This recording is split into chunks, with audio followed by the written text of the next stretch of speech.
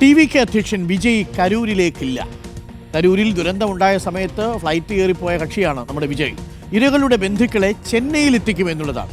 അത് ശരി, ഈ മാസം 27-നാണ് ചെന്നൈയിൽ എത്തിക്കുക. അപർണ കാർത്തികയുണ്ട് കൂടുതൽ വിവരങ്ങളുമായി. അപർണ കാർത്തിക, ഇങ്ങനൊരു രാഷ്ട്രീയം നമ്മൾ ഇതാദ്യമായിട്ടാണ് കാണുന്നത്.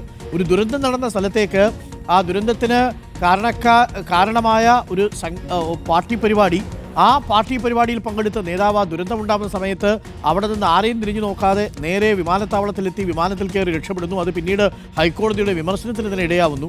അവിടെ ഒന്നും പോയി സന്ദർശിക്കുന്നില്ല. പകരം വിജയ് ഈ പരിക്കേറ്റവരെ ചെന്നൈയിലെത്തിക്കാൻ വേണ്ടിയാണ് ഇപ്പോൾ നീങ്ങുന്നത് എന്നാണ് അറിയാൻ കഴിയുന്നത്. അതെന്തുകൊണ്ടായിരിക്കും വിജയ് അങ്ങനെ ഒരു നിലപാടെടുത്തിട്ടുണ്ടാവുക? വീണ്ടും വിജയും വിജയ്ക്ക് ടി.വി.കെയും വിമർശനം ഏറ്റുവാങ്ങേണ്ടി വരില്ലേ അപർണ? തീർച്ചയായിട്ടും വിമർശനം ഏറ്റുവാങ്ങുന്ന കാര്യം തന്നെയാണ്. അല്ലെങ്കിൽ തന്നെ അവിടെ രാഷ്ട്രീയ പോര് കടക്കുകയാണ്. ടി.വി.കെയും അതുപോലെ തന്നെ ഡി.എം.കെയും തമ്മിലുള്ളൊരു രാഷ്ട്രീയ പോര് അതിൻ്റെ സർവ്വസീമകളും ലംഘിച്ചുകൊണ്ട് മുന്നേറുന്നൊരു കാഴ്ചയാണ് കാണുന്നത്. തെരഞ്ഞെടുപ്പിന് മുൻപ് ഈ രണ്ട് കൂട്ടരും തമ്മിൽ ഇനിയൊരു സന്ധി സംഭാഷണത്തിന് പോലും സാധ്യതയില്ലാത്തത്രയും വലിയ പോരാട്ടത്തിലേക്ക് നീങ്ങുന്നതിൻ്റെ ഭാഗം കൂടിയാണ്. നേരത്തെ അറിയിച്ചിരുന്നത് വിജയ് കരൂരിലേക്ക് എത്തും. കരൂരിൽ ഏതെങ്കിലും ഒരു ഹാളിൽ വെച്ച് ഏതെങ്കിലും കല്യാണ മണ്ഡപം, കരൂരിലും അതുപോലെ തന്നെ നാമക്കലിലും 2 കല്യാണ മണ്ഡപങ്ങളാണ് ഈ കൂടിക്കാഴ്ചയ്ക്ക് വേണ്ടി അവർ ശ്രമിച്ചിരുന്നത്. പക്ഷേ അതിന് അനുമതി നൽകിയില്ല.